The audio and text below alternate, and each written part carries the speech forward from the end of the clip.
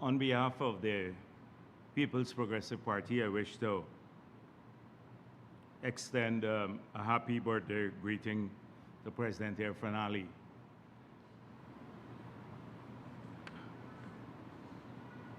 The last week has been very eventful week in terms of the issues in the public domain. Some weeks are slow and some have a number of issues raised. So today I intend to address some of those issues, and not in a detailed manner, just to give the government's perspective and the party's perspective on these issues. A lot of the issues continue along the same vein, especially coming from the Kaichor News Quarter, of a reconfiguration of the facts and outright lies, and all aimed towards misleading people, which they do on a daily basis. So I'm going to just point out a few examples of those as we go along. But we saw the leader of the opposition going to Region 1, and he had a couple of poorly attending public meetings there. And the usual speech was doled out to the few people who were there. The standard thing about discrimination, PPP corruption, incompetence of the government, and also a whole slew of promises, what they will do should they win the elections. So, without any shame, Norton promised to empower the indigenous communities economically. He wants to make every Amerindian a contractor, because the PPP only has a few contractors in these areas. Never mind, you don't have contracts or allocation of government money to do these contracts, but he wants to make everybody a contractor. He wants to build more roads in the hinterland. He wants people to grow more food and to train more people. That's what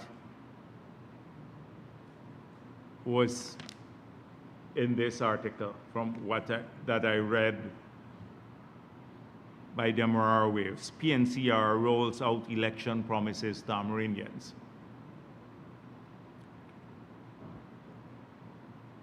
So he accused us of hypocrisy.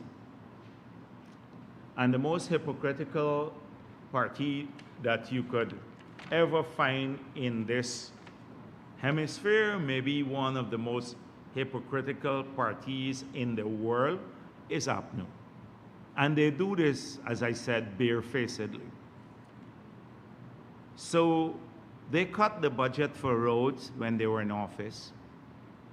In the last 4 years, the last 4 or 5 budgets of the PPP from 2020, we have allocated and spent about $30 billion on mining roads, on roads, connecting roads, like we're working on the road from Moruca now to Quebana, from Mabaruma to Hosororo and then Wauna, in the settlement itself, in Letem.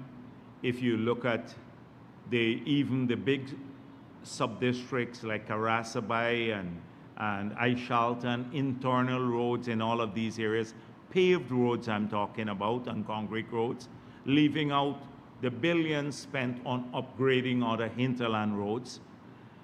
So this is a party that cut the allocation for roads in the hinterland, and they didn't cut it from 2015. You recall that when they had the one-seat majority in 2012. From 2012 to 2015, they cut all the hinterland allocations by nearly $90 billion for roads, for hinterland airstrips, almost everything to do with indigenous communities. But he goes there again to say, we'll build more roads in your communities. And in the two places he went, like Port Kaituma and Mabaruma now, we're spending nearly $600 million in one area to do about 3 kilometers of roads, internal roads, and maybe another 400 billion to do about another 2 kilometers of internal road in those same places that he spoke at. So clearly you would see that. He promised job opportunities. Now, this was the group that took away nearly 2,000 jobs from Amerindian communities. $700 million lost in wages to those people, well, stipends for those people that lost their jobs. We have rehired not only the 2,000, but increased it to 2,700 now. We've hired another 2,000 part-time workers in the hinterland areas. We've expanded business opportunities, etc. More people are employed there. So he, in fact, his party and Norton himself and Mai Paul and all of the others, they were opposed to the part-time program that is now providing employment to nearly 2,000 people and annually providing about $1 billion of income to those communities outside of the 1-point-something billion coming out of through the CSOs in employment opportunities, over $2 billion a year going back into these communities. We have allocated through the LCDS $22.5 billion for 1 year alone. This year, there'll be another allocation. That's probably more than APNU allocated in 5 years for projects in these areas. 811 projects were done. This is leaving out the presidential grant that increased enormously. We're building 4 hospitals with nearly $100 million for the hinterland areas. These are 4 state-of-the-art hospitals with diagnostic capability. We've resumed the land titling project that they killed. I can go on and on about our commitment to hinterland development. Norton goes there. And I think the attendance at his meeting was reflective of the believability of what he was saying. Well, or the lack of believability and the lack of credibility in what he was saying. And that's why people don't take them seriously.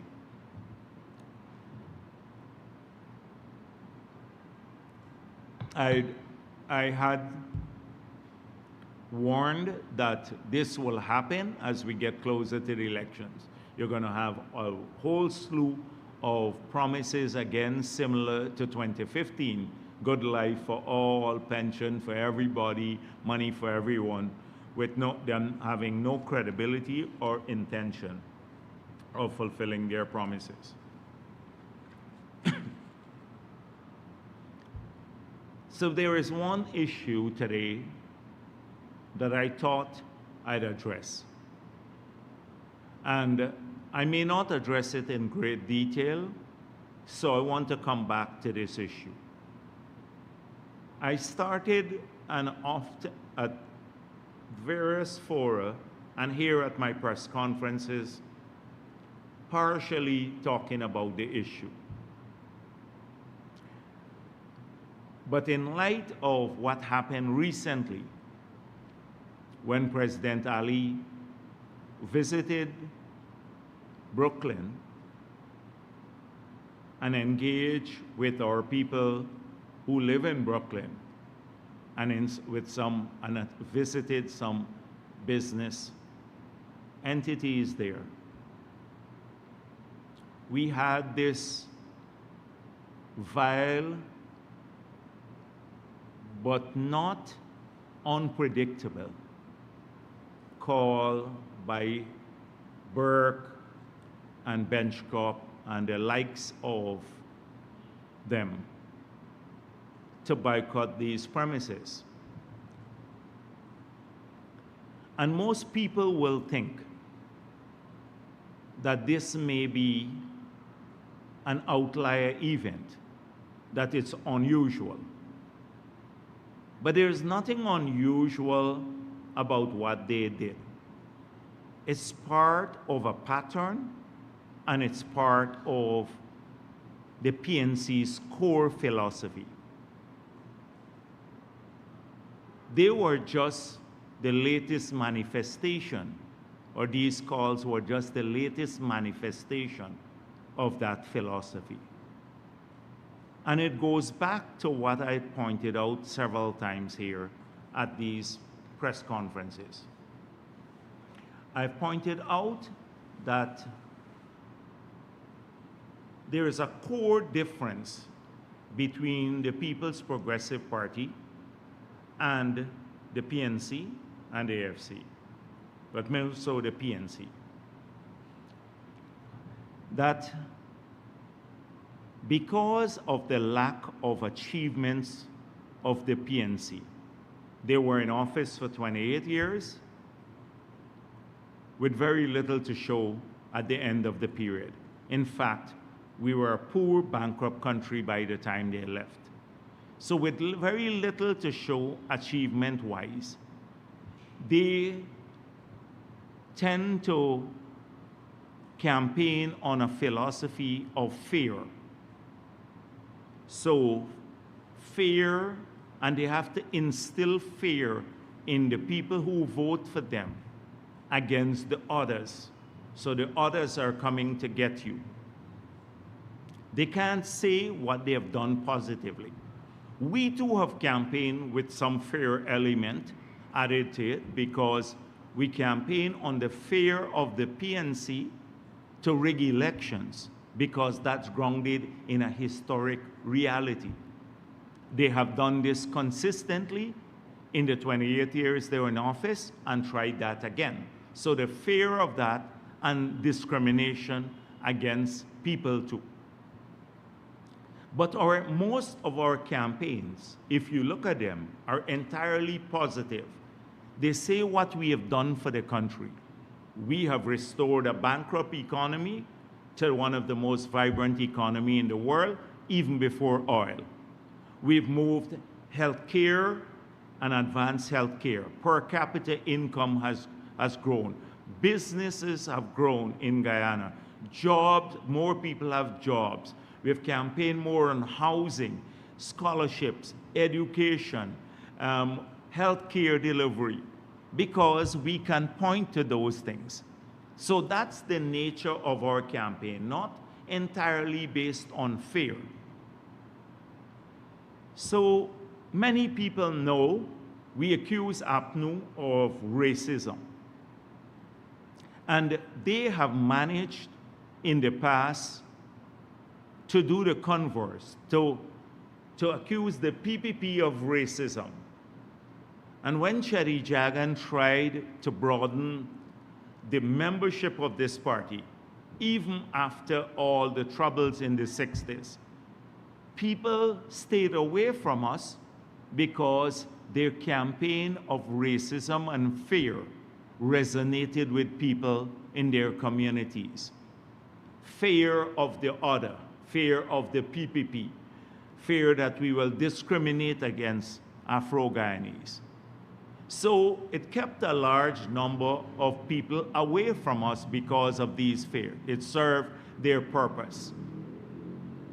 And so that tool, they're unwilling to relinquish this tool because it worked well for them in the past.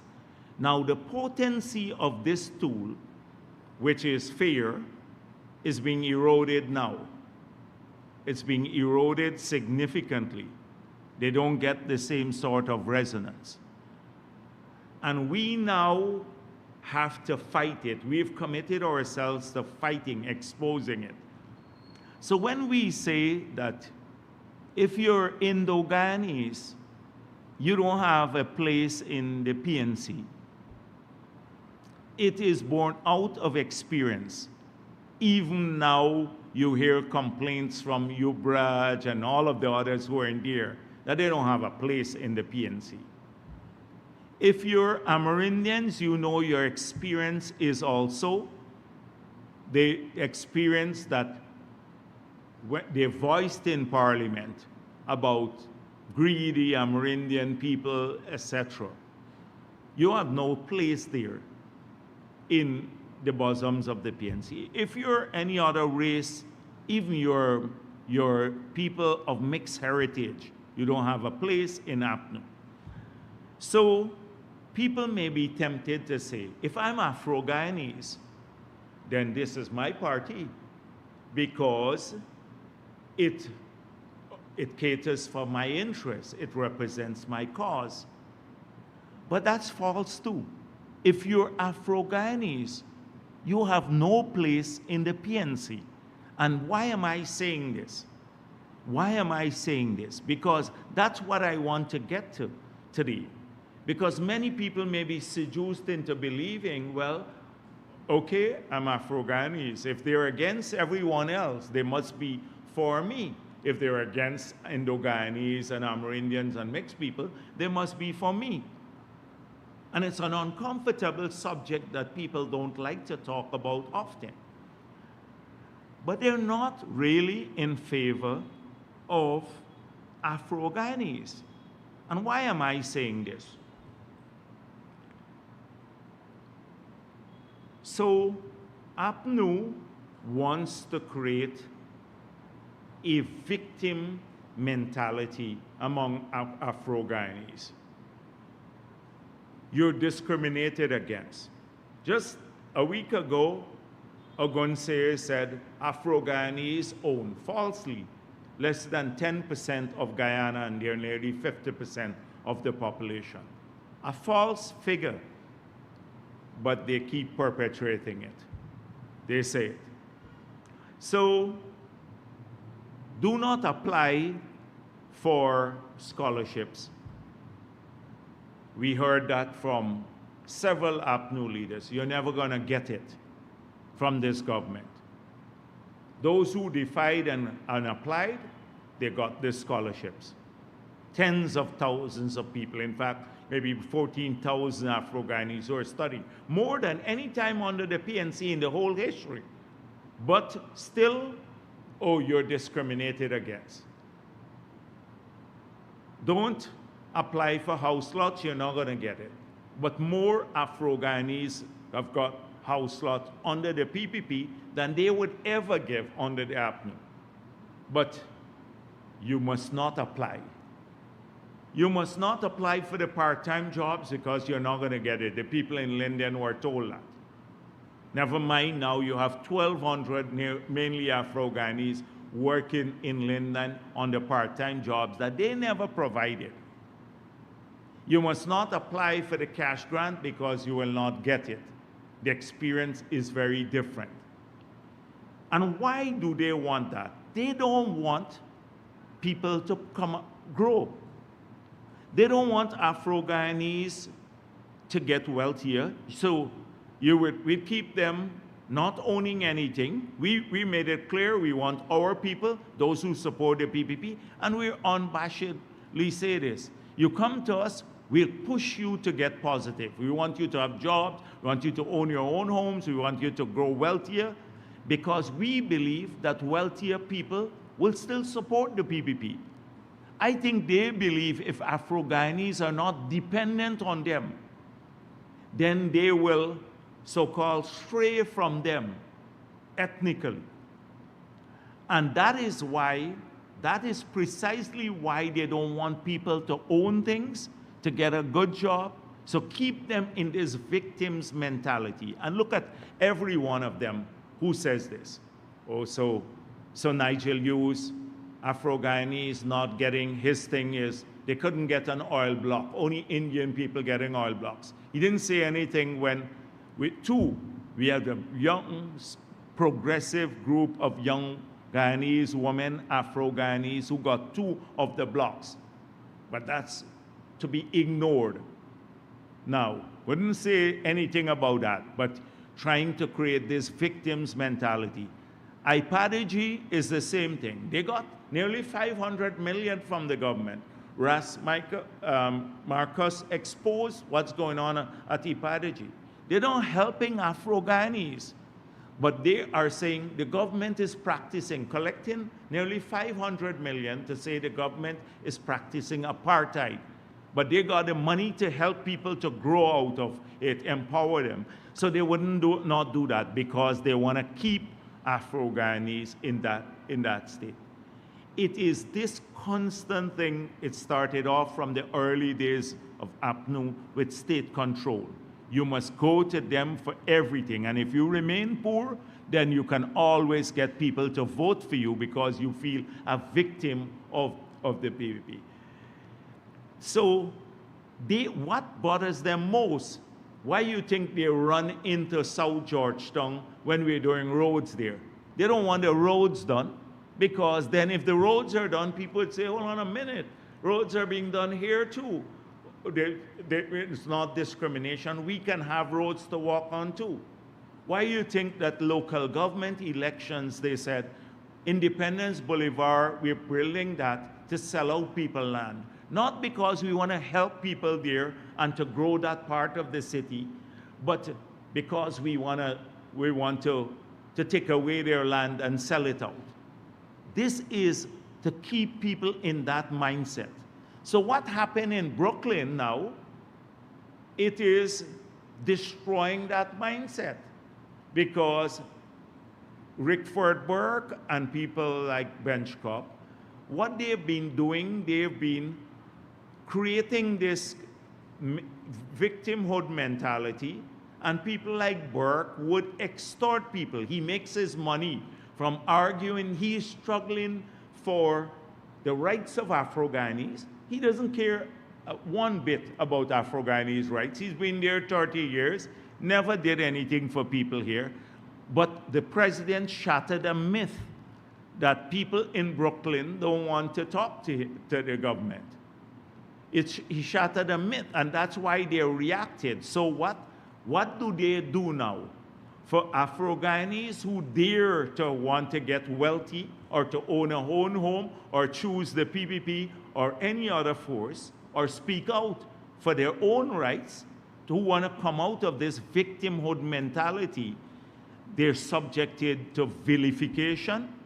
The luncheons and the others, you remember them all the time. They were slaves, house slaves, stooges, etc. Up to now, they use those names for people because people dare to say, I want to grow out of this victimhood mentality. I want to be part of Guyana and working with all my people, progress personally.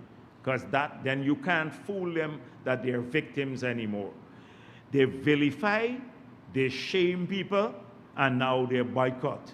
They boycott your business because you dare to have a civilized conversation with the president of Guyana. Boycott. These are the tools that they use all the time because they want to keep this mentality there. And look at every single one of them. Ogunse, Nigel Hughes, and all of the others. The whole entire APNU. It's always about victimhood. It's something, or you're being discriminated against. So this is, IPADG does this thing. You remember how, what's her name, Ferguson went to Plaisance and a family there in the elections, local government elections, that said, we are supporting the PPP. She went down there and said, no, you can't do this, etc. Because the family dared to make progress. People who come to us, whether they're the traditional supporters, we're always positive. We want them to grow. We believe if they're wealthier and we help them to get wealthier or get a scholarship or a job, they would support us. So we don't have a fear for them to grow out of poverty.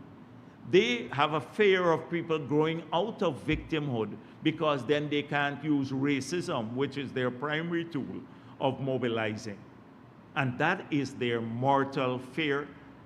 And that is why they react this violently to all that happened recently. So it's not isolated. It's not isolated. So do they really represent Afro-Guyanese? Although they say that, oh, we are supporting Afro-Guyanese. They don't. They really want to use Afro-Guyanese for political power. And look, when they had the political power, how they used it.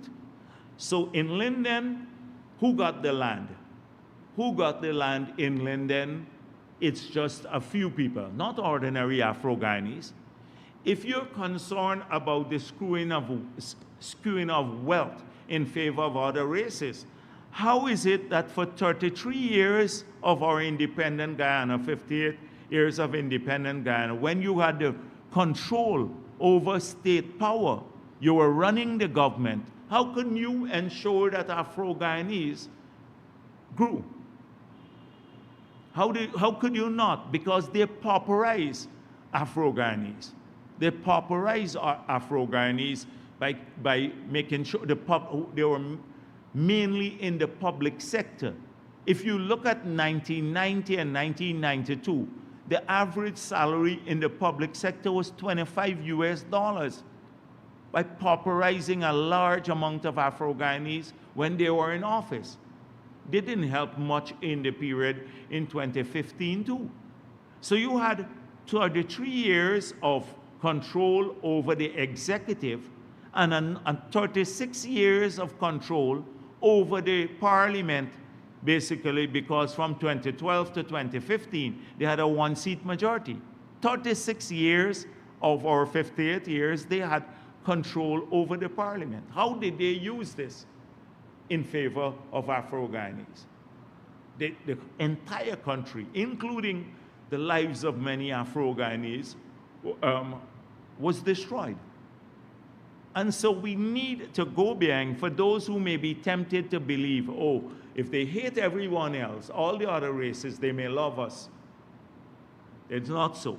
We want to keep people in bondage. So when Ogunseye says, we want to give a few handouts to the organizations to keep them under control and calling people disparaging names directly. It's not the handout, it's the scholarship too. We are trying to change people's lives, all of our people. Every single race, every single religion, because we see them not just as Guyanese, but potential supporters of the PPP. We want them to get wealthier, to get a job. So then we would argue, we're in government when you got this, so vote for the PPP. That's what we are campaigning on, trying to grow people's lives, not keep them down, negative all the time.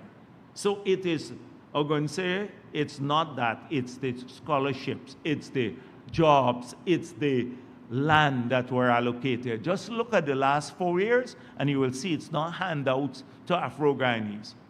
It's substantive set of issues that will transform their lives. When we return the grant to the children, we did it for all of our children. We're doubling old age pension for all of our people, including Afro-Guyanese and everyone else. But we're also doing it for the sugar workers and the Amerindians because we believe in everyone moving forward. So this is an important issue, important issue that I will come back to, because sometimes people might be tempted to believe, oh, I'm Afro-Guyanese, therefore these guys are for me. If they're against everyone else, they have to be for me. But they're not really, because they want to keep you in that state. And that is what they capitalize on. People like Burke and the bench cop, they make money, I believe, on the side.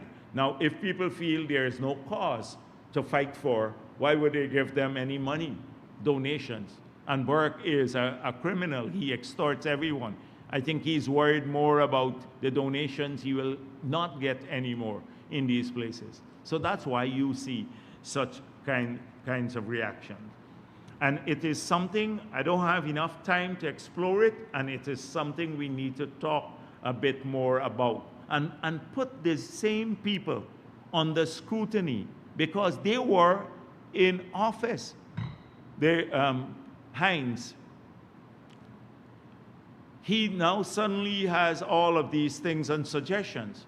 But when they had the cushy jobs in the 5 years, you think they cared about any Afro-Guyanese getting land? You think they cared about anything else? They were looking after themselves. You think Nigel Hughes cared anything? Cathy Hughes was busy getting contract in her ministry for herself, for her own company. You think they cared any? Where was this manifestation of the love for Afro-Guyanese? It was non-existent, and we need to expose this. The iPad G2 on the APNU. Where was this love? They got lots of money for Afro-Guyanese. So I think we need to really do this. And it's a conversation this country has to have, because APNU has too long divided our people along that line, as though they are the champions of Afro-Guyanese. It's not so. It's not so. In fact, they're the worst thing that could happen to Afro-Guyanese, because they want to preach victimhood everywhere they go. You just listen to their speeches. Nothing positive to young kids. Not about get a scholarship, go and study, get a job, go apply for the house lot, get something, start a business, take the grant from the government. Nothing about that. Oh, don't worry, don't shake Ali's hand. Don't shake Ali's hand. Don't eat the roti that Ali cooked. That kind of thing. That is it, all the time. The PP is a demon, demonic party. Jagdeo is Satan. That's all they come about. Everything is about that. And you don't, getting issues. When are we going to talk about changing the lives for all of our people? And that's why this party is growing. That's why this party is going. And we have a Congress, and we have had over an indication that over 3,000 people have delegates and observers may come to this Congress. That's those who are registered now, over 3,000 delegates and observers. That's about 3 times the size of any previous Congress, and they're coming from Region 10, from the hinterland areas, from Berbice, from Essequibo, every region in the country, in large numbers. And justifying the strength of our party, its multi-ethnic nature, but also it's not even a demonstration, because we could have got more people to join the party, because people see where we're going, and we're working for all of our people.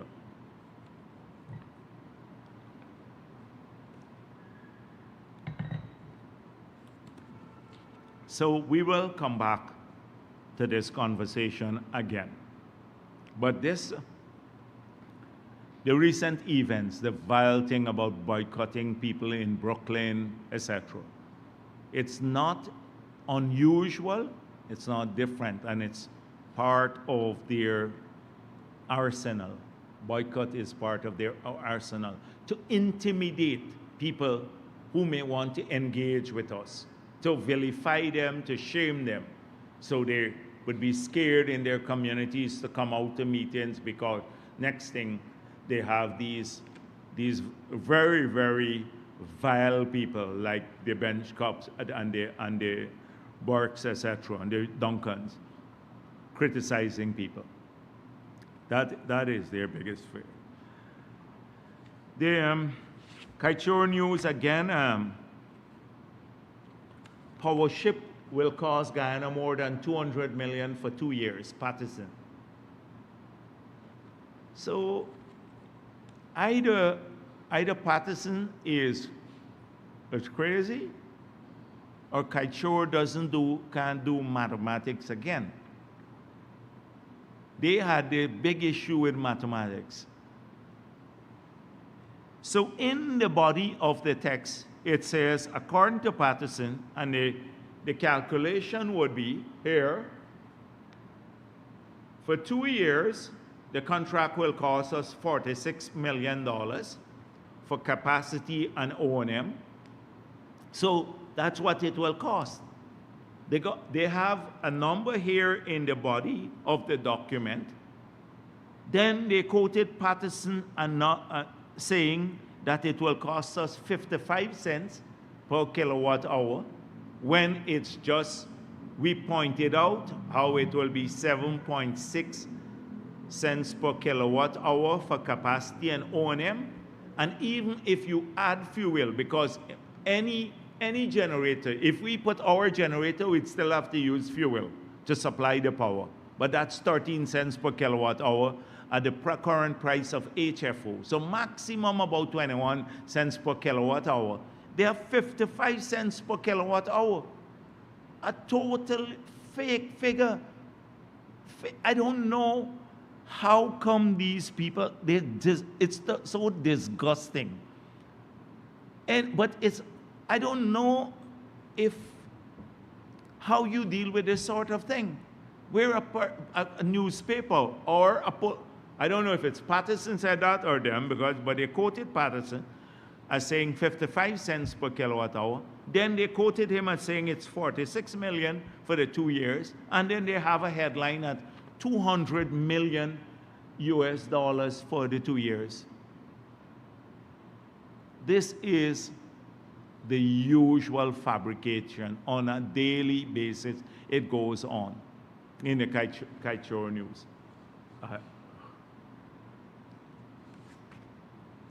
So 7 countries now fully powered by renewables, but Jagdeo claims same cannot be done in Guyana.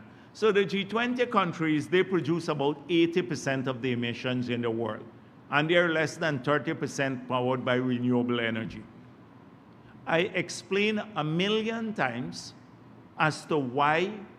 So hydropower, if we had the hydro that they killed, and listen what they said about the hydro. They said, oh, it was not basically APNU. We didn't have consensus on the way forward with the hydro. That's how Kaichor described it. The hydropower was killed by APNU. Patterson lied in Parliament up to a couple days ago, saying it was 30 cents per kilowatt hour, when the PP, the power purchase agreement, would have been 10 cents per kilowatt hour. It's a total lie. Kaichor carried that. Kaichor News is the one that said it will be $2 billion US of debt when we were buying power, so there was no debt to the government of Guyana, because the repayment of the debt, the cost of construction would be part of the price of the electricity you are buying at 10 cents per kilowatt hour. Kaichor News was the one that said we wouldn't have enough water there to run the hydropower, although there was building of a reservoir like any hydropower in the world. They said it was corruption, Fip Motilal, everybody, and killed it. That was supposed to produce power by 2017. If that had come online, our peak demand now is about 180 megawatts of power. That would have supplied 165 megawatts of power. We would have been able to be nearly 100% from renewable base load with hydropower. They killed it, and they said, Jagdeo said it can't be the same done. Kaichor News and APNU killed it, so we could have been nearly powering our whole country with renewable energy by 2017. But they killed it, now complain, oh, we can't do it. Now they're saying we can do it through solar. So I ask simply, what about the days when you don't have sunshine, 4 days of rainfall? And where would the power come from? So even if you do batteries, which are very expensive now, very expensive to do power, it's 14, 15 cents per kilowatt hour with batteries.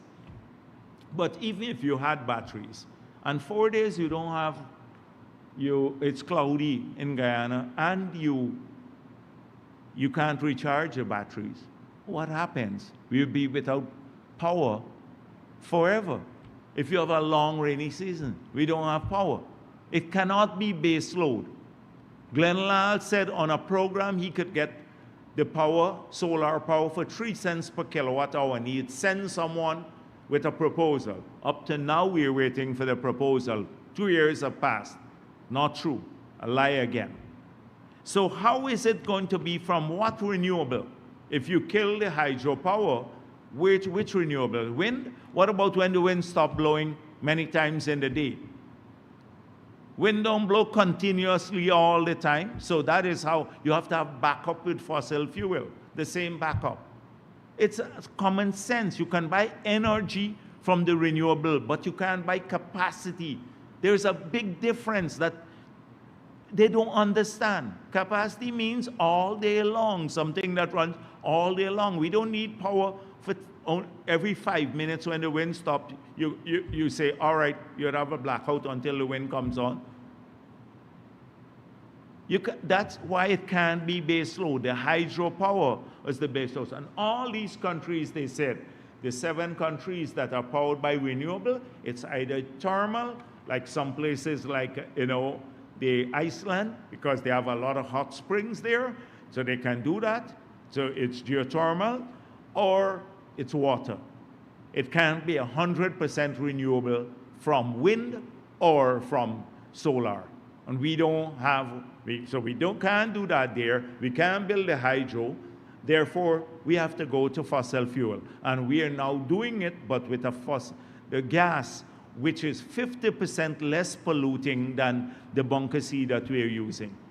And a project that would allow us to cut the price of energy by 50% and supply the country. It is as simple as that. How many times do we have to explain the same thing? But they choose 7 countries, and Jagdeo claims it can be done in Guyana for those reasons. For those reasons. In fact, they're the ones doing this. I didn't want to tackle these issues, but they get down. These peeping Tom, they snipe without naming themselves. So there is another thing about, we're telling lies about our economic history. We're telling lies. This is an attempt to justify that somehow APNU has a track record of economic progress. So we hear things like, the PPP inherited a vibrant economy. When 1992, we were bankrupt. More than 100% of revenue went to service debt, no infrastructure development in the country, blackouts that lasted 5 days, nothing in this country. You didn't have any infrastructure. Let's get that clear. 2, triple-digit inflation, interest rates for mortgages, nearly 40%. That was the reality. So it is said that we had a small percentage growth between the time I took office to 2006, that the record would show that we didn't have high economic growth rates in that period. The average was very low. So that is true in that period. But let's talk about the period from 97, when we started seeing lower growth rates. 97, 98, everyday street protests. From 1997, the elections, to 2001, 2002, every day was street protests. Street protests. From 2002 to 2005 or so, APNU was directly in touch with the criminals who wreak havoc. And we're going to have the commission of inquiry that they wanted now to look into that period, and it will expose their link to the criminal cabal that they were hoping to use to overthrow the government. Remember, the same people who were killing, the psychopaths who were killing people, including babies, they appeared on some television stations to say, in fatigue, in army fatigue with a gun, saying they were freedom fighters. The same psychopaths, and were were cheered on by many APNU commentators and leaders. In fact, they had regular visits from many of the APNU leaders, although they were criminals killing people, policemen, etc. That was the era. And so let us look at a few figures though. If you Google, go online and check gross domestic product of Guyana, you can do it on your phone now. 1992, $373.6 million US dollars. That's what the GDP, the whole country, the whole economy. If you look at 1999, when I took over, it was $694.8 million. So it was just about maybe kind of double. And then in 2011, when I left office, it was $3.691 billion. So it moved from 373 million to $3.6 billion from 92 to 2011. A period of 19 years or so. That means close to 1,000% increase in our GDP. It had increased tenfold, 10 times the size it was before. Right? So 10 times increase nearly in the size of the economy over that period. Let's look at the period in APNU. 1964, 1965, $210 million. 1980, it went up when we had the commodity boom to $610 million. By 1992, it fell back to $373 million. We lost half of the size of our economy from 1980 to 1992. It shrunk by 50%. The economy shrunk by 50%. And it had grown over the 28 years from 1965 to 1992 by 70%. 28 years by 70%. In the 19 years, in spite of the street protests, in spite of the criminal activities, the economy had grown not by 70%, by nearly 1,000%, tenfold. Even with all the rebasing that they're talking about. So this editorial here, this Jagdeo's economic, unmasking Jagdeo's economic legacy, they don't look at this story. They talk about that particular period. We had the worst flood in 2005. Where we lost the equivalent of 60% of gross domestic product in that flood. And notwithstanding all of that, our economy grew. So I can deal a lot with this sort of thing, but I don't want to get stuck on it. The same people who are writing these things, and I would love if they want to talk. I don't even have to debate this because so many people are taking this on. And they talk about rebasing. So the rebasing would have also reflected growth in the same years that they were talking about low GDP growth, but may not have been captured by official statistics. But that's the reality. And every one of you, please do that. Just Google the growth rates that I talk about. GDP growth rate Guyana, or GDP Guyana 2011, GDP Guyana 1999, GDP Guyana 1992, GDP Guyana 1965 or 64, and so then you can see what it is for yourself. You see progression. And look at the steep decline from 1980. You don't need to believe me. You can do it yourself, and you will see how stupid this editorial on Marcin Jagdeo's economic legacy. They talk about the flawed models of the Marriott Hotel. Imagine these shameless people. They were opposed to the Marriott Hotel, and now they're talking about my legacy is the flawed model of the Marriott, a hotel we built for 50-something million. Unfortunately, the guy died now. But that hotel, as shown by a bid, is one of the most profitable in the world now. It's one of the hotels. And they talk about that in the Unmasking My Legacy, that it's a flawed one. And the Berbice Bridge further tarnish his legacy. Berbice Bridge that has served nearly 20 years, without which you can even have a talk about the development in Berbice. And that's part of my tarnished legacy too. The same lies over and over and over again. So maybe I shouldn't go on more about the Kaitro news, but I just wanted to deal with a few of these issues. City Council, as I said before, the City Council, they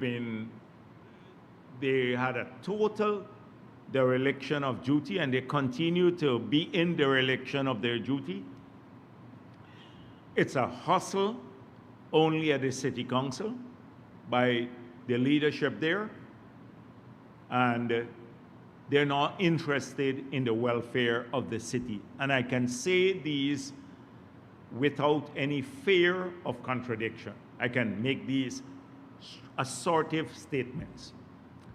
This would be fortified by their track record and the long period APNU has had control over the city. And any progress you have seen in the city, any change you've been seen in the city over that period, and there have been many changes, can all be traced back to the central government in the periods when PPP was in office. All of it could be traced to that. So let's get that clear. So we saw, in an attempt to excuse his neglect, the mayor went to some country in Africa. I don't know what he was doing there, but I saw he ran up a huge bill on the telephone bill. It's circulating now, but I don't think the Africans would have any use for him there. But he went there on a joyride, and he was trying to claim the land there, block an investment, a 300-odd million investment. But he hasn't had the same kind of energy and zeal to look at the market, where they're collecting revenue every day from the market vendors, and they knew the place was in a state of disrepair. Not of any attention. They would spend days and days debating how some issue that is extraneous to the welfare of the people of the city. But he boldly put out in, I think it is a letter to the Stabroek News, City Council does not need a bailout. It needs the monies owed by the government. So he claims in this letter that the government owes the City Council in rates and taxes $6 billion. Last year, on June 12, 2023, Obraj Narain is his title, the Obraj, he claimed it was $1 billion in rates and taxes. On June 12, 2023, read what he said. The government had owed $1 billion in rates and taxes. Now, this mayor, less than a year later, says it's gone to $6 billion. Now, it's all a lie, conjecture. And people don't check for consistency. I'm sure the media will never check that for consistency. It's a lie. So that's one. So this city council owes GRA $2.1 billion. GRA just got a judgment to levy on city assets for $2.1 billion that they owe GRA. At any time, GRA could come in and sell off a lot of things there and get the assets. But GRA has put a hold for the time being on that. So they owe that. Secondly, they owe NIS nearly $400 million that they're deducting from people and not paying to NIS. the City Council has been doing this. The Public Works Ministry has spent nearly $15 billion in the city directly on roads and everything else. So, and you've seen this everywhere, upgrading the city. So you can't say we're starving the city. We're taking over, beautifying the city, planting trees. Now, they're not doing any of this work along the seawall, along the railway embankment, by the army compound, all of the trees there, etc. Boulevard in between Prashad Nagar and Campbellville, all of this central government. We're spending another $500 million on doing all the grounds in the city, including putting in lights in the city. So there's no issue about starving of funds. We're spending a lot of money investing in the city. On D&I, we're spending over $1 billion, and internal works, putting in greater pumping capacity at Leylandale to assist with flooding in the city. Huge sums of money. So he is arguing 1 year, $1 billion the government owes in rates and taxes. He's bumped it up unilaterally to $6 billion, a lie. That's what he's saying. And even the $1 billion is dodgy. But we've spent $20 billion, over $20 billion in the city, and it's counting all the time. We were in Sophia recently to fix all the roads in Sophia. We're starting to fix the roads there. We're doing it in everywhere you go in the city. The City Council has nothing to do, although those are under the jurisdiction of the city.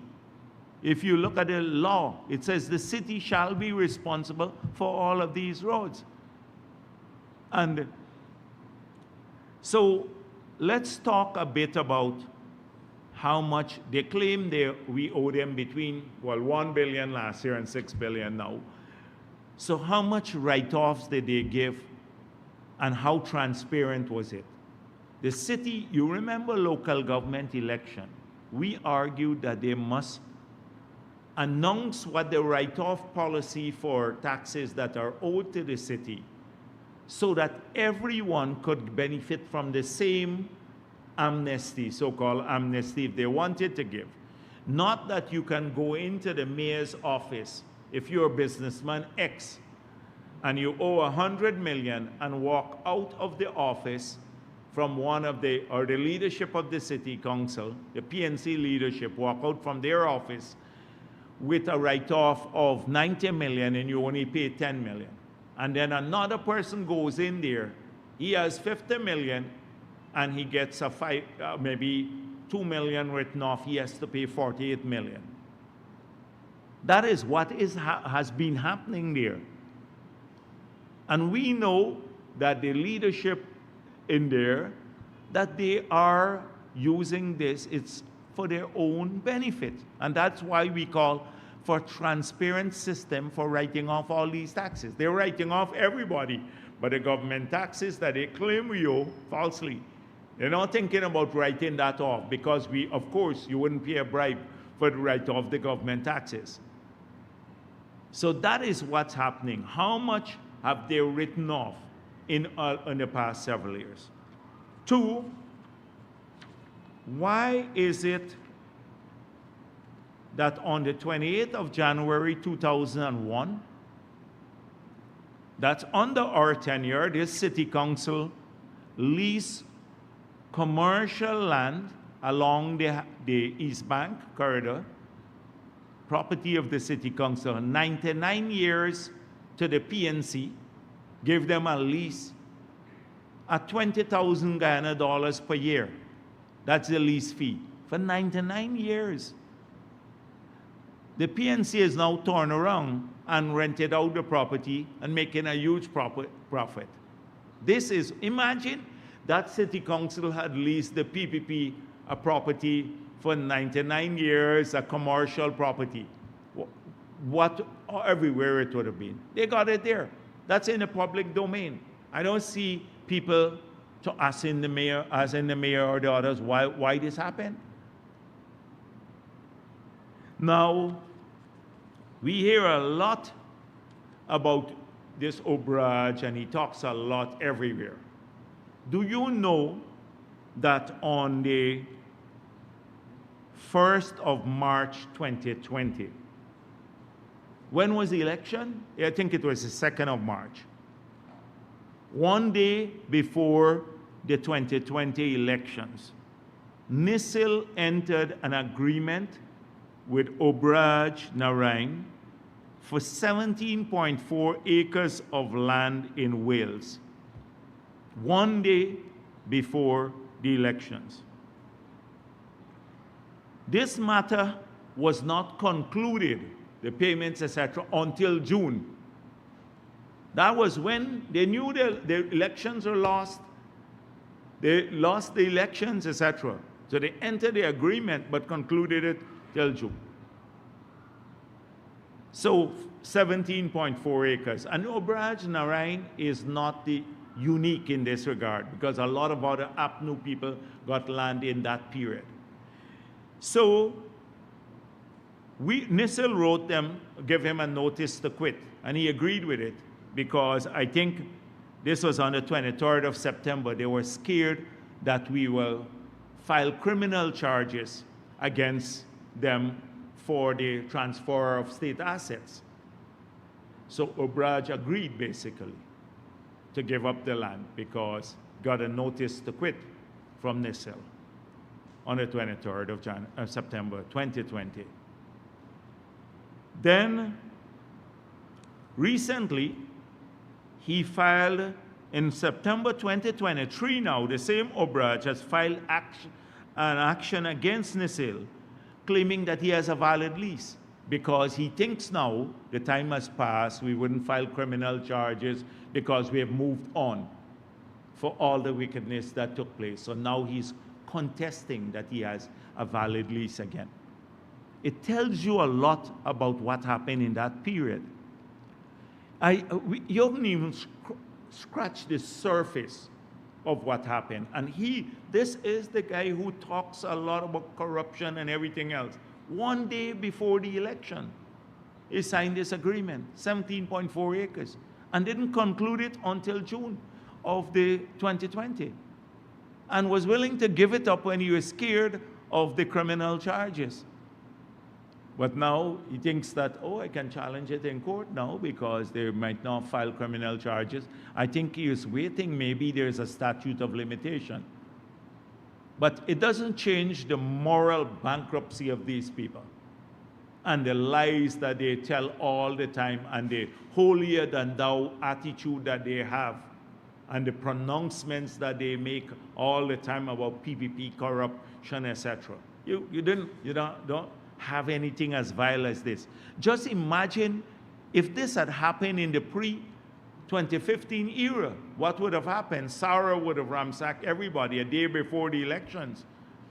They had 45 audits done, paid 130-something million by the, and some of the auditors were people who were sympathetic to them, and they couldn't file any criminal charges that could stand against us.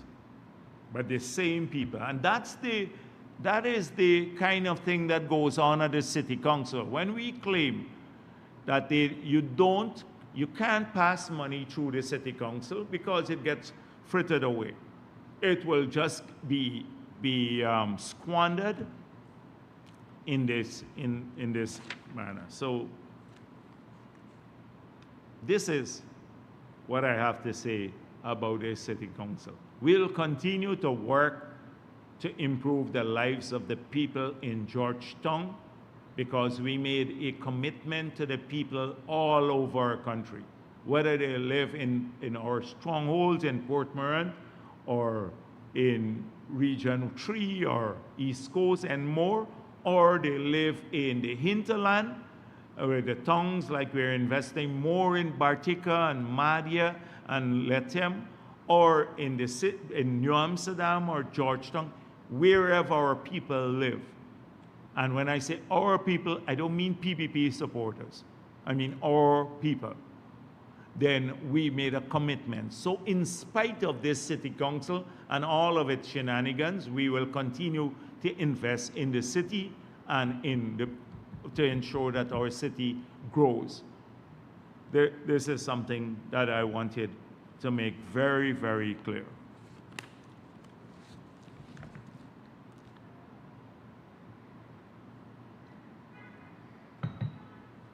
We have had the ruling from Justice Kissoon on the matter that was brought before him by the GTU. And so the government has issued a press release on this matter, which reflects our views on the matter, the government's views on the matter.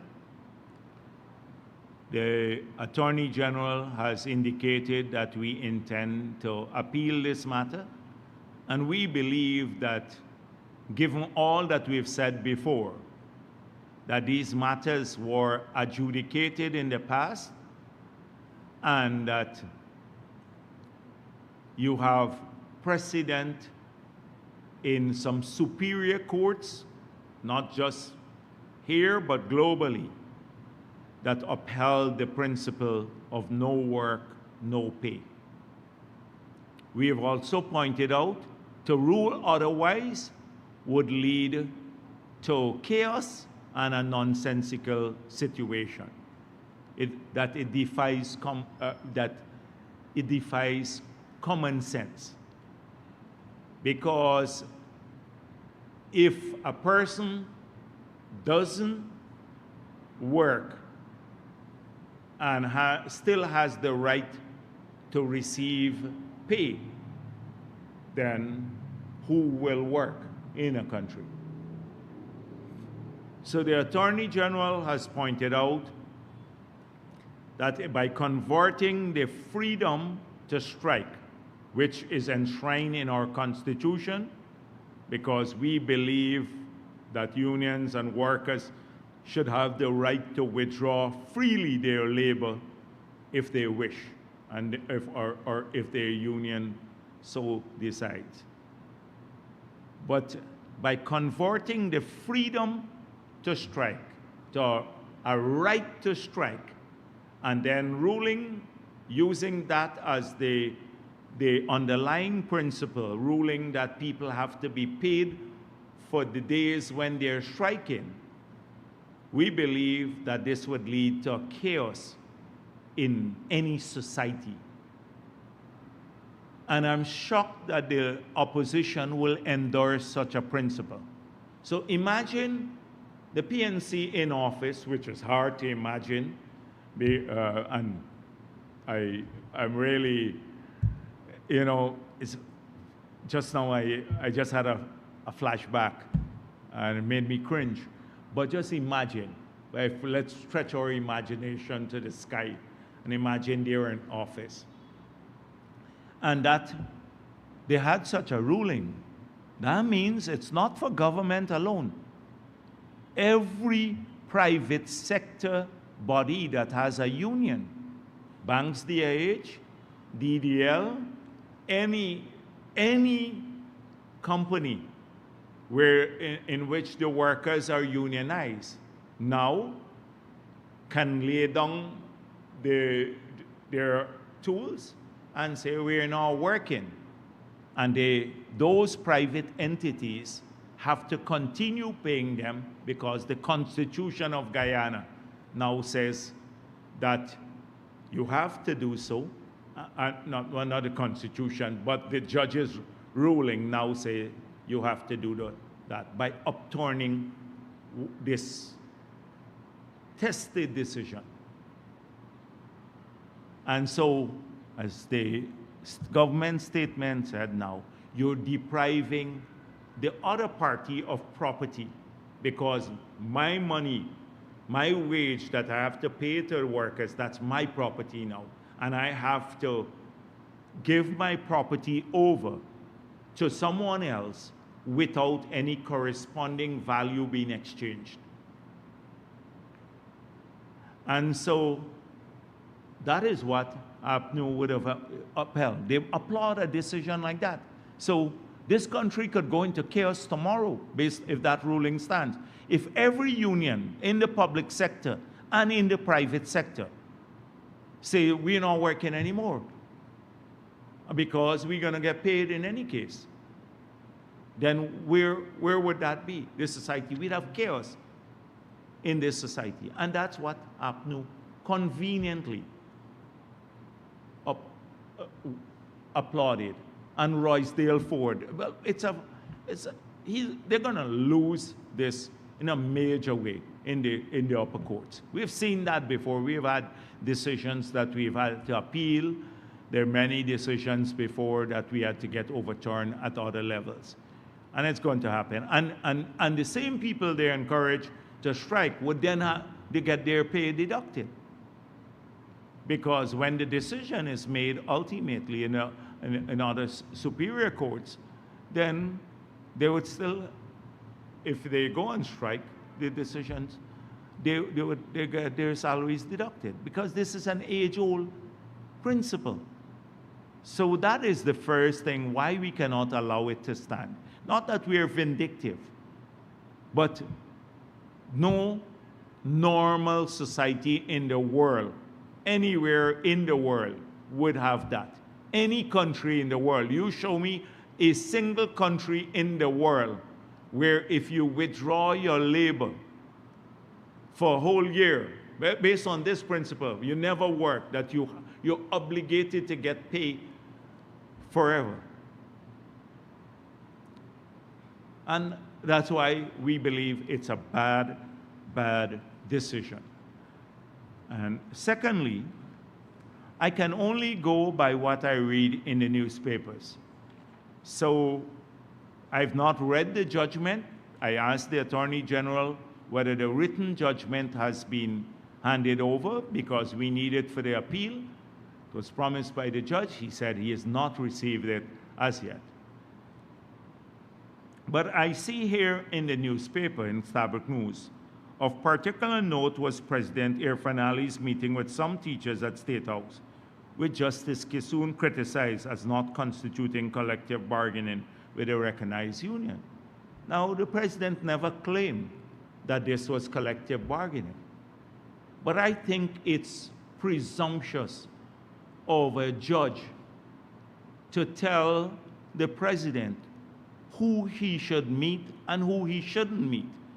This is the elected president of Guyana, who is the head of the executive branch of the government, which is separate from the judiciary. The president can choose at any time to meet whomever he wants to, and for whatever reason, not to have a judge, any judge, for that matter, tell him what he should do or he shouldn't do. And what it constitutes or not. The president never claimed it was collective bargaining. He has a right to meet the citizens of this country in whatever form or manner he chooses fit to do. He was elected by the people of this country. And judges, there is a separation and they have authority. But the president is more accountable than judges. Judges don't have to face the people of this country. Every 5 years, you have to go back to the people of this country for validation or a renewal of your mandate. And the people are ultimate arbiters of your conduct. So in this case, he wasn't doing anything illegal for the court to, but it's presumptuousness to criticize the president. Purely presumptuous. And so that's another point that I found appalling in what I read here. And then the third issue is the vilification of the public officers who cannot respond because they're fearful of being called before the court for contempt. So if they could have responded in kind, I'm sure they would have had some choice words to say here, but they can't do so. The vilification, misrepresentation of their role. And so that is reflected in the government statement too. And so the chief labor officer, a consummate professional, and the chief education officer, another hardworking consummate professional, both who have worked in good faith and worked diligently in the exercise of their responsibilities, come in for criticism and vilification unfairly without being able to respond because of fear of being hauled before the court for contempt.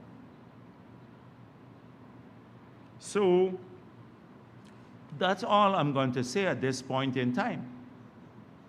But we will appeal this decision, and we are, in terms of the union, the teachers' union, we are ready to engage. I saw they're ready to engage.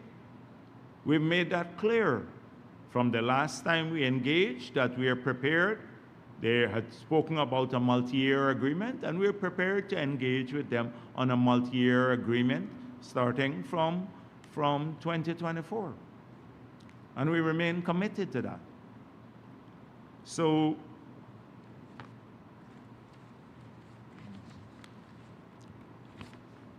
I've seen it's not widespread, because I think most people are supportive of us going to the Security Council and getting a statement from the Security Council. But I've seen in a couple of places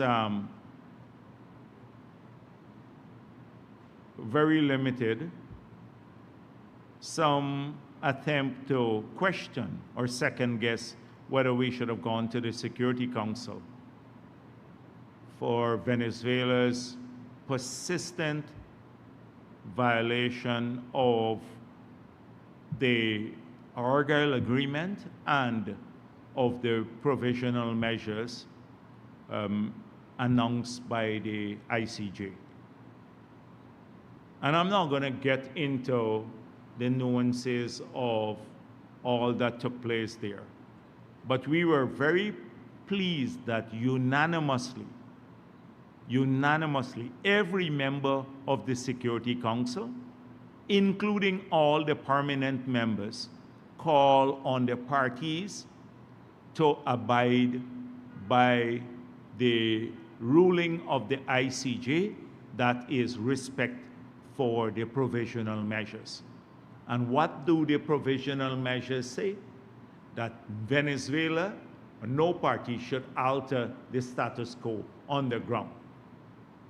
So that for us is a victory, because now the Security Council has taken the decision of the ICJ and has endorsed that decision and called on all the parties to abide by the ruling of the ICJ and the provisional measures. And the provisional measures preserve the status quo. And what is the status quo? That the 1899 award is valid until the ICJ rules otherwise. That is a victory for our country. It's not easy to get the unanimous support of the Security Council, including all the permanent members. And so I'm not going to get into all of the details on that matter. I've seen a lot written, particularly by the Starbuck News, on the Public Accounts Committee, carrying their usual propaganda of people like Figueira and Mai Paul, two of the most unaccountable people that I know, and I don't want to get into their track record. I've spoken about them already. But we have done more work at the Public Accounts Committee, in fact, cleared more years of backlog than they did in the 5 years. That's one. And two, I think it requires another response like the one that Gail Teixeira did some time back, where she actually counted the number of meetings and spoke definitively. So before I came to the press conference, I called Gail and I said to Gail, I think it's time you address this issue again, because Gail has all the institutional knowledge and she is very much familiar with what is going on there. So I think it's best that she addresses this issue. She promised that she will do so shortly. I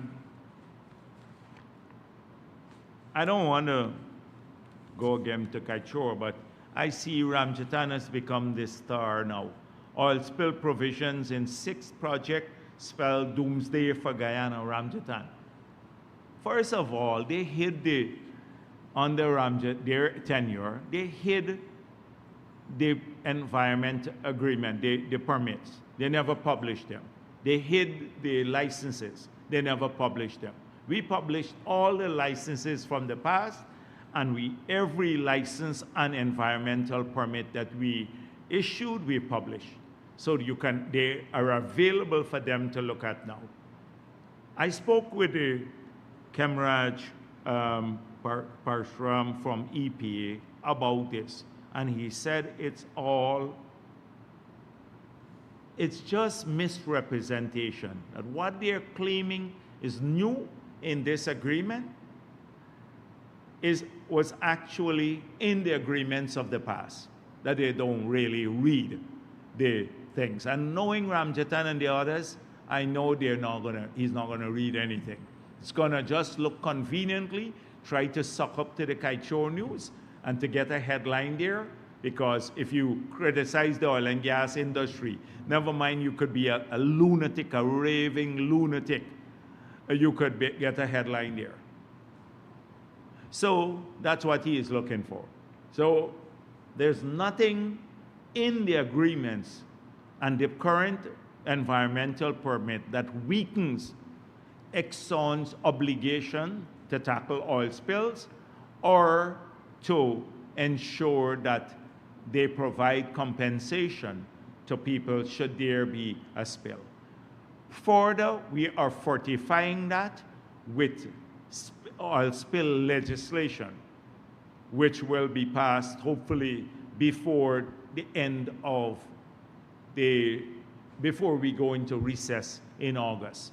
That will further strengthen the government and the regulatory authorities' tools to be able not just to manage a spill, but to enforce liabilities on offending parties, including parties that transport fuel. So we made it clear, Ramjatan is looking for a headline. I've been assured that, because I'm trying to understand what they're really saying, and it's hard to understand what they say. So he assured me, spoke with him, he said there's nothing new or anything that weakens. I've not seen anything that weakens our Exxon's obligations here. The other one is Guyana losing more than what it's gaining without renegotiation of oil contract. Ramjatan.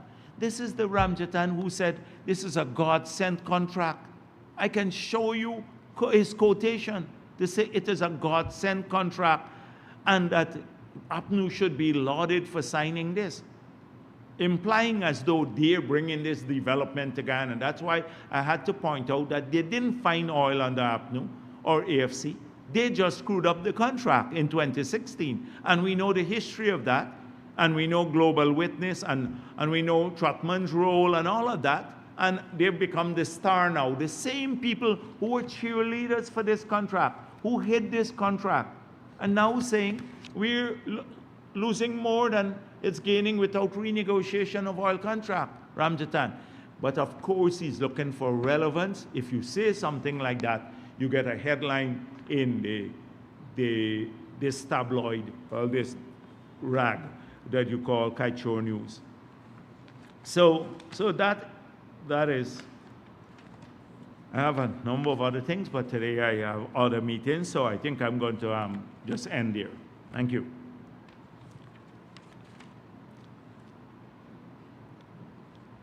Good afternoon, Dr. Good afternoon, Dr. Jagdeo and also Williams Culture News. A few weeks ago, you said that Exxon has too many assets for you to list to support the billions that you would have said that they had in assets. Can you say, or can you direct us to an assets registry where we can go to basically scrutinize these billions in assets that you claim Exxon has? I've dealt with that issue already. Today is a short day. Move on. You've dealt with You it. can put your headline, whatever. Jagdeo refuses to point out where the asset registry is. You go and do your research. Why do I have to baby you all the time? There is no pride in researching for yourselves. There's no pride in researching for yourselves. Do I have to do your work as a journalist on newspaper? Move on. Let me move on. I'm getting a bit tired. I have a lot of work and to do research for you. Yeah, in the Culture News. Go on. Do your research. If I had found it, yes, I would not right. be asking. You go on and ask. Secondly, the sixth environmental impact assessment for the EIA 46 project indicates that there is potential risk of a tsunami occurring. Can you say, as the head of this sector, what mitigation processes you have put in place should this occur? A tsunami? No, I didn't expect that one. So I really, you shocked me here. A tsunami, I didn't expect that one. And I didn't answer that one before, so I can't use that excuse that I answered it before. So a tsunami caused by our drilling offshore? Is that a tsunami caused by us producing oil? In some explorations for oil, you know that there are seismic activity. Is there a tsunami caused by us producing oil offshore? Yeah, it says it's a potential risk. Yeah, but is there a tsunami caused by us producing oil offshore? Are we going to cause this tsunami by extracting oil from these areas?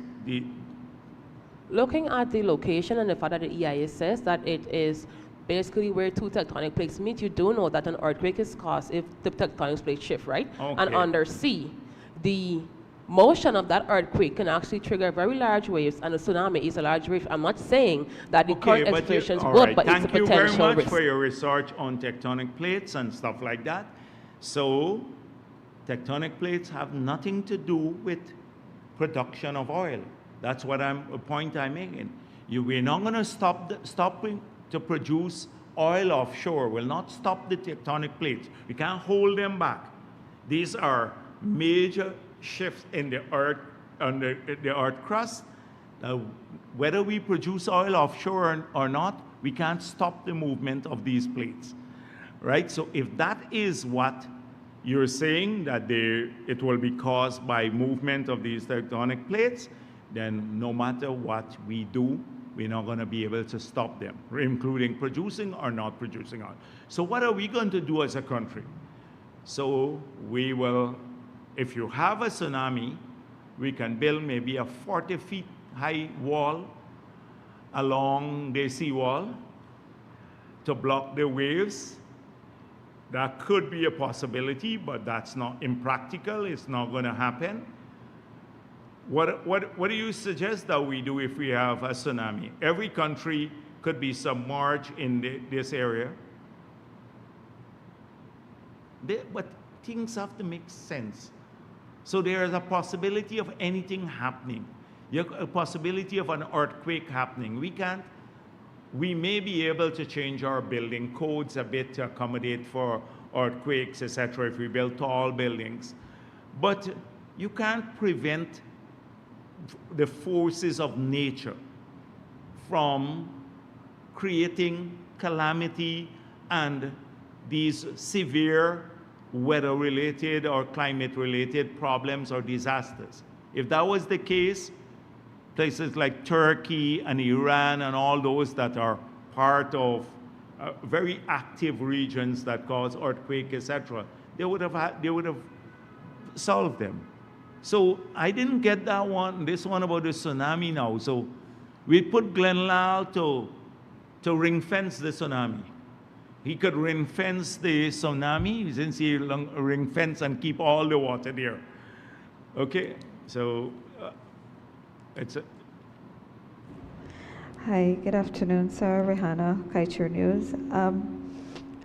My first question is, now that the top bidder for the Marriott Hotel has died, what becomes of this transaction? Will it be handed over to the second highest evaluated bidder, Mr. Badal? No, I don't think you have it right again in Kaichol. Let me give you a little bit of the history of your own newspaper. So your newspaper said that this was a project that I owned. Up to recently, Glenn Lal had that view. I said, if you can find I own any part of this hotel, I will resign. He promised to get me the details, never did. It was a lie. Secondly, they said it's a white elephant. The project turned out to be one of the most profitable projects. Thirdly, we went out, you had that we should first of all not sell the hotel,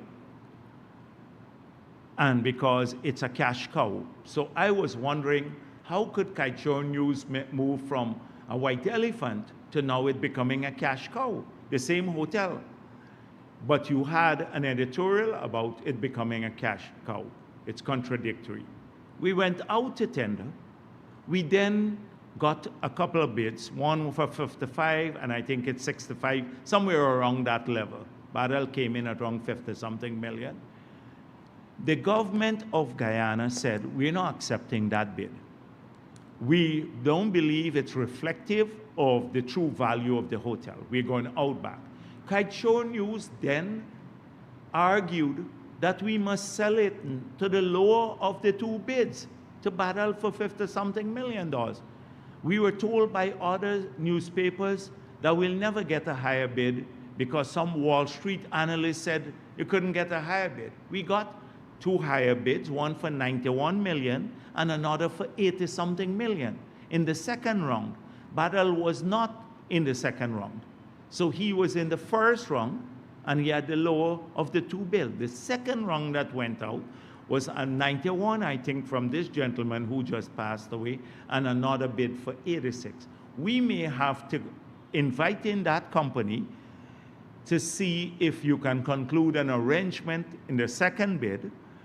And if you can't, if the bid is still not valid, because bids have a validity period, you may just, the government may decide to go back out or just to keep the hotel. There's no rush to conclude anything here because we're not like looking to desperate to sell it. So that is it. So you had, it was Badal is not the second rank bidder. In the second bid that went out, it was not. I don't know who the principals are, but there was another bid. I know there are two bids that we got, and the second bid was around 80-something million, 86, I think. All right. So please, the newspaper has to be consistent too. I can remember how inconsistent you are over time, and credibility is not there. Guyana is at present before the, that's my second question, the U.S. Exim Bank for US $646 million loan, and here at home a Canadian company managed to flip a portion of our gold field without any substantial investment and is walking away with $638 million. Do you care to comment on that, sir? So which gold field was flipped for $638 million? Which one was that? US dollars? The OCO investment. And you're sure that somebody walked away with 638 with Kaichor News figures? Yeah, no, you're showing me your own newspaper and you want me to believe that? I just, don't, listen, let me give advice to the journalists. I don't want the journalists to be criticizing journalists, but don't believe your own propaganda. if you have to look at a lot of these things in nuance. People, I don't know who's walking away with 6 something, but I made it clear that in the business environment now, so if the oil and gas sector, remember we dealt with this issue of flipping. So first, on oil and gas, Kaicho News said, we handpicked and gave a few Guyanese who had no experience oil and gas blocks offshore. That was the first point they made, saying it's corrupt, that these guys are now flipping it to the big companies and making a lot of money. So when we went out to the auction, we had a choice to say, don't give any Guyanese. Now, the second point they're making, contradictory to that one, is that only foreigners are reaping the benefits. Guyanese can get no benefits. No Guyanese will get oil and gas blocks. And the ones who got are corrupt because they're flipping it. So contradictory. So we had this dilemma. How do we get Guyanese involved and at the same time we give people, well, we can prevent flipping to take place. So we came up with this configuration in the auction that we're going to forego experience and put in a huge signing bonus when there was no signing bonus before, even because Exxon paid this signing bonus of 18 million for when they were going into production. This is just exploration license. Just to explore, you have to pay a signing bonus now. So we'll put in a big signing bonus there because you can't prevent people from going for partnerships. And that's how we managed to get a Guyanese company getting 2 blocks, but they would have to pay 10 million in one and then for the shallow water and 20 million as signing bonus. So even if they flip, the state earns 30 million US dollars once you can conclude the agreement because you can't prevent that from happening. Companies often develop reserves. So I will take a project and I will do all that I can to prove reserves, do everything. And then I sell the company. People sell their companies all the time. I pointed out this is not unusual in many parts of the world. So I have no doubt that a company may be selling the project here. But if you can make, I doubt the figure. I doubt the figure. Because, so 1.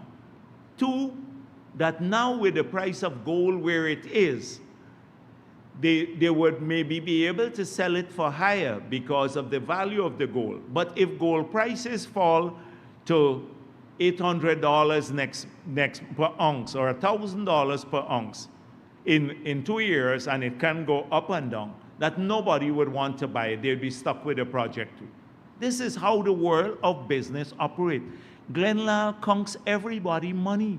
He conks who's making this, checking this man, etc. Remember, he was counting how the Russians were ripping off the people the bauxite. And I said to him, you take over the bauxite industry in the Berbice River. You take it over, you make all the money, we'll give you every concession. What happened? The people walk away and left. Nobody don't have jobs there anymore because of the same hounding of people like Glenn Lal, etc., counting everybody money and can't even, don't have.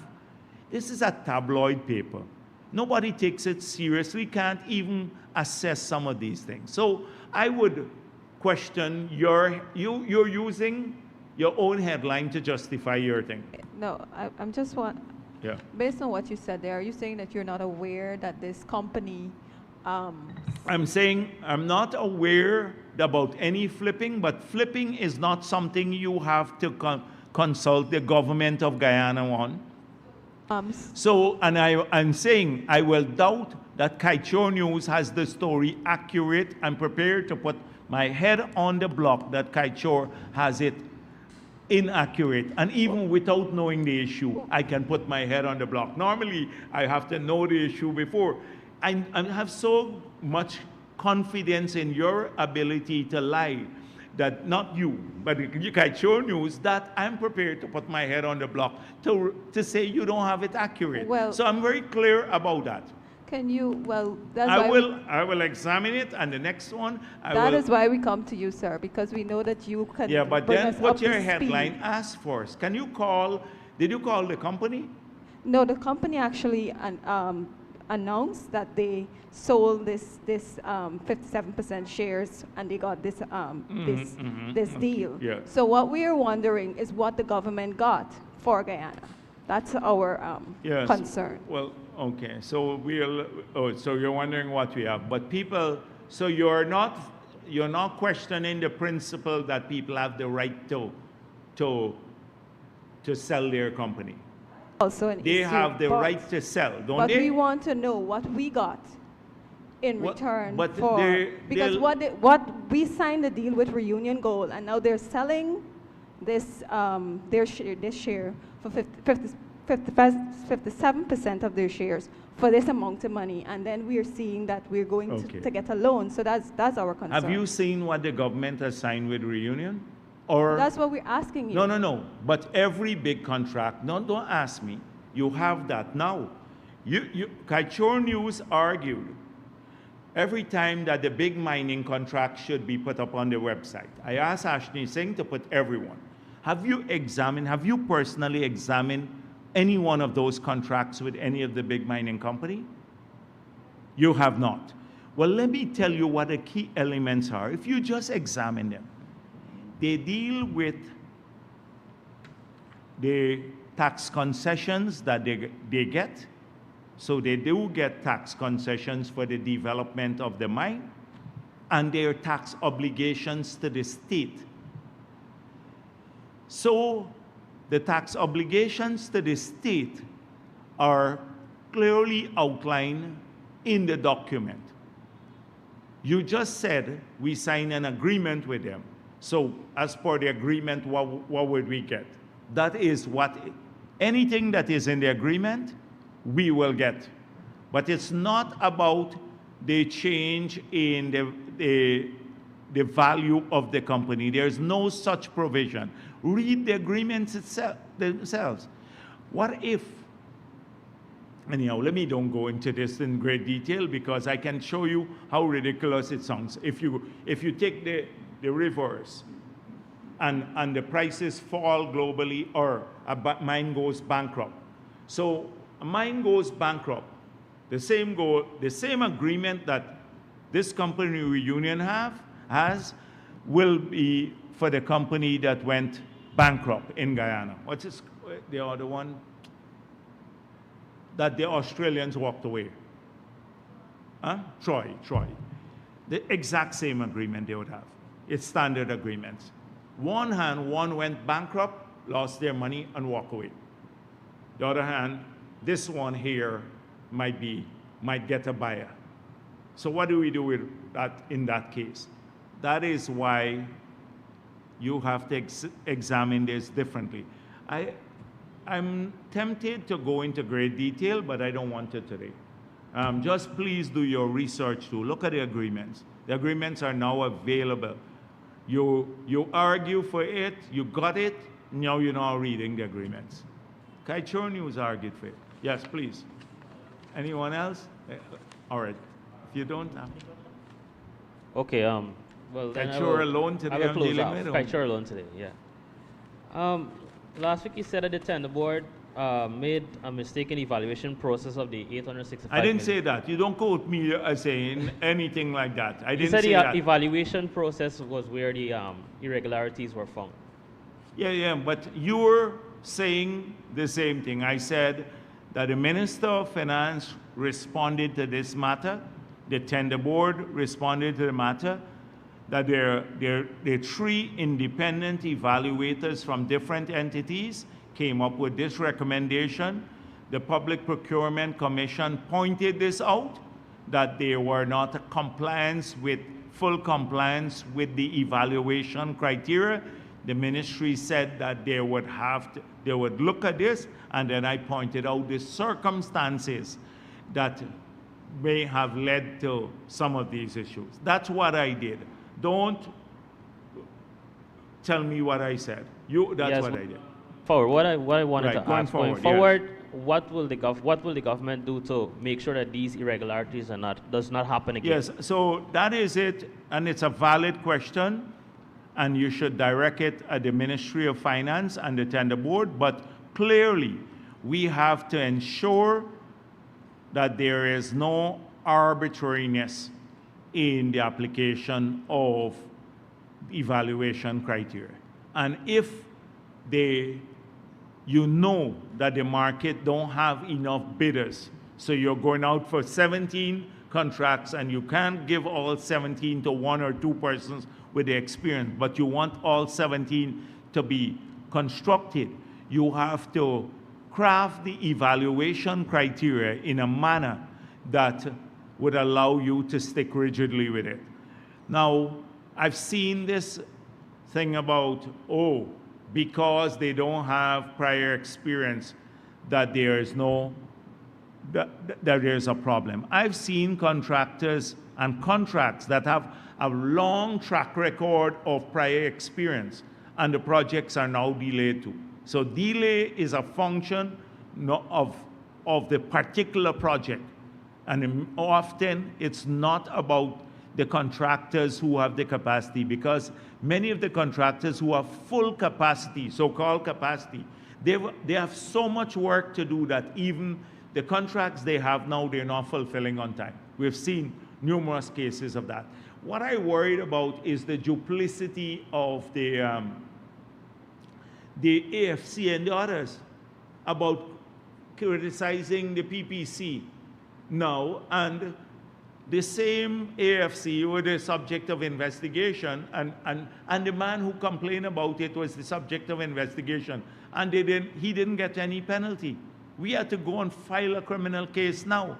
The PPC did not do anything about it. So I saw some editorials that we need to strengthen the role of the PPC. We have a multi-layered mechanism for this.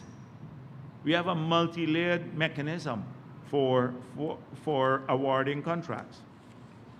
A next point that I would like to have clarity on the same issue.